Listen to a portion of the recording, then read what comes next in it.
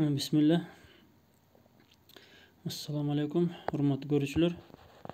Bugün uşul ok atуучу kurallar boyunça bir maseleni aytıp ketiş керек.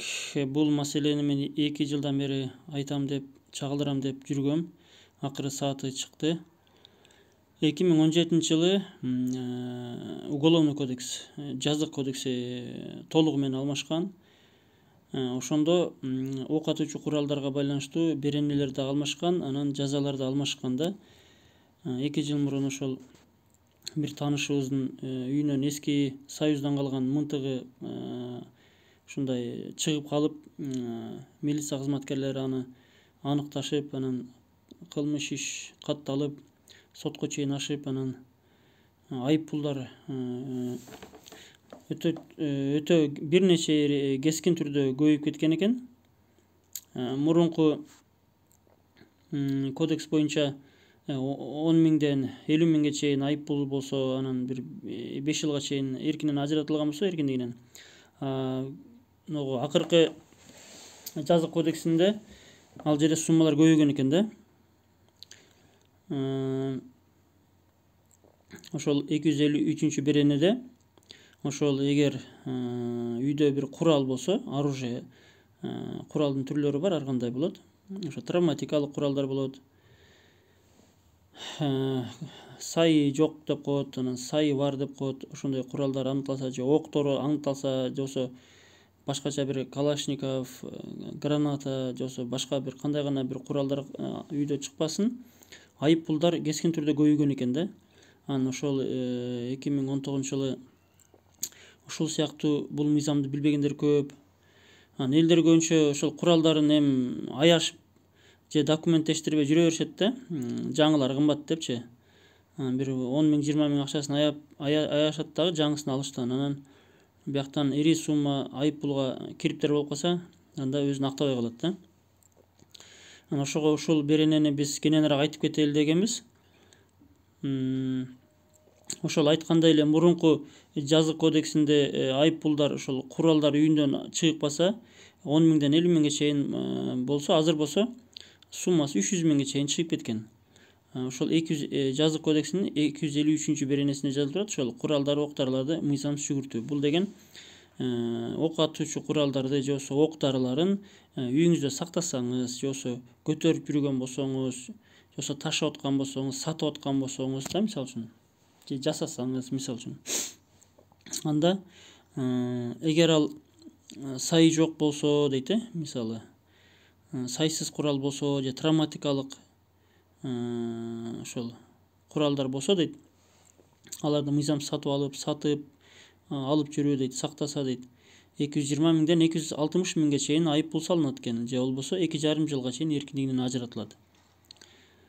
Ушул эле берененин 2 пунктунда жазылып турат, эгер бул сайы бар да, карабин, снайпер мынтыктар, нарезной мынтыктар болсо дейт, анда 260 миңден 300 миңге чейин айып пул, же болбосо 2,5 жылдан 5 жылга чейин эркинен ажыратылышы мүмкүн экен. Андан сырткары берде ошо кийинки мындай күчтүүрөөк мынтыктар, анан топтор менен биргелешип кылса, анда 10 жылга чейин эркинен ажыратыла турган жерлер бар экен. Бул жерде бир эскертүү бар экен. Эгер ушул куралдар үйүңүздөн анык милициялар аныктабай өзүңүз ыктыярыңыз менен тапшырсаңыз дейт, бул жерде ыктыярды өткөрүп берсе дейт ошол органдарга, анда жазык жоопкерчилигинен бошотулат деп жазылып турат да.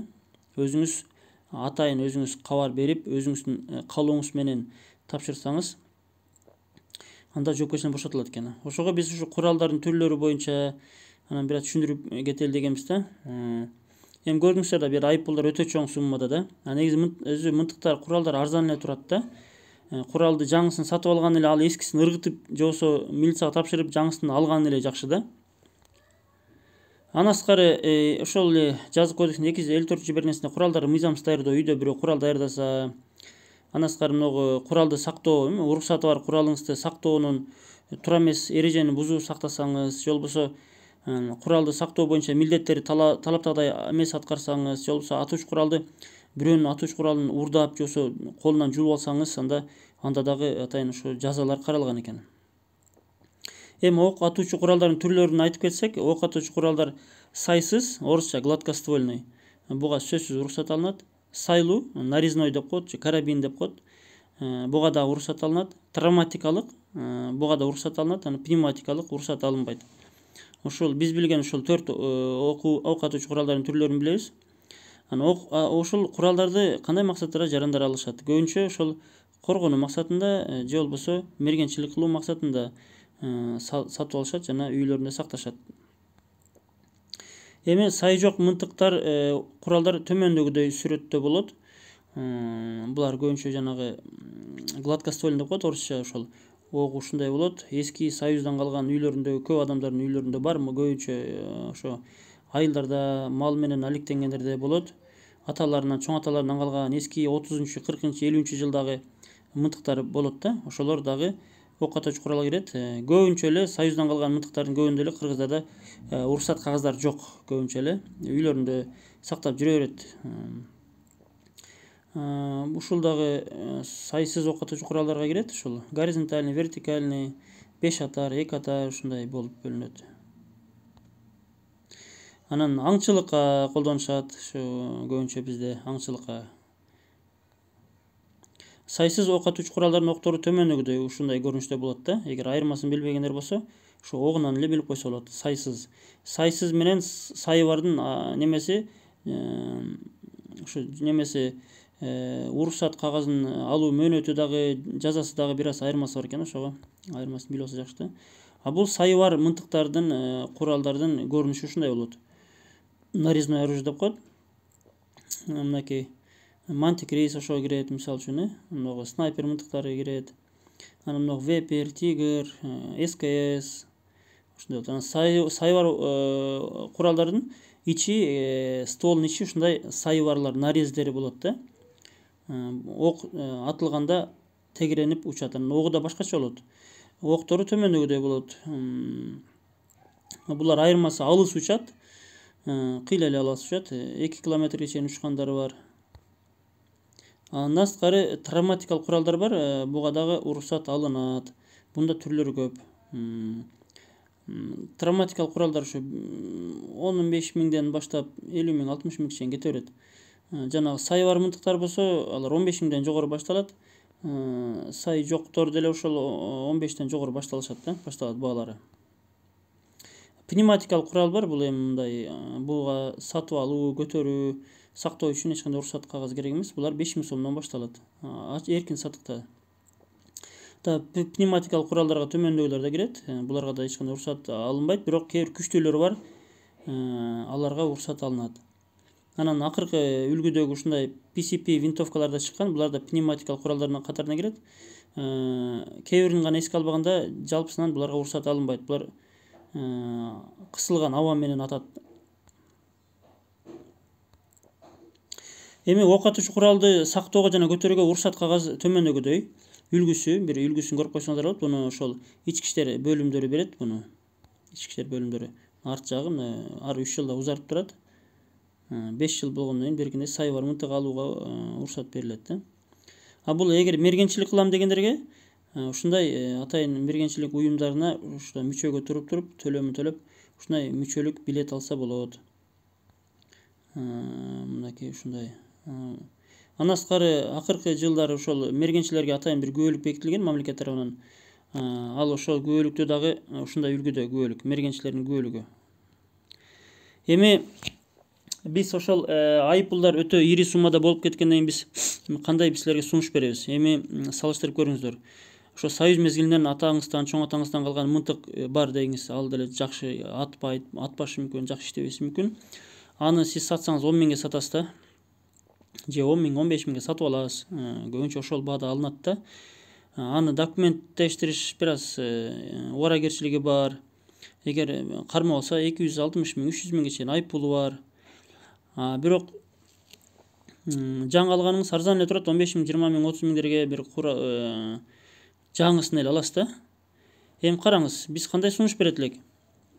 Эгер үйүңүздө бир ошол уруксат кагаздары жок, сайсыз болобу, мисалы үчүн 16, 12, 20, 28, 32 же болбосо сайы бар мынтык болобу, тоз, мантикрис, СКС, вепер, калаш, тигр карабин башка ар кандай мосина болобу, ошондой мынтыктар же болбосо травматикалык окутуучу курал болсо үйүңүздө, же болбосо машинаңызда, же болбосо мисалы жаныңызда, же болбосо ошолордун ок дарылары болобу, патрондору болобу, же болбосо гранатомет, жанагындай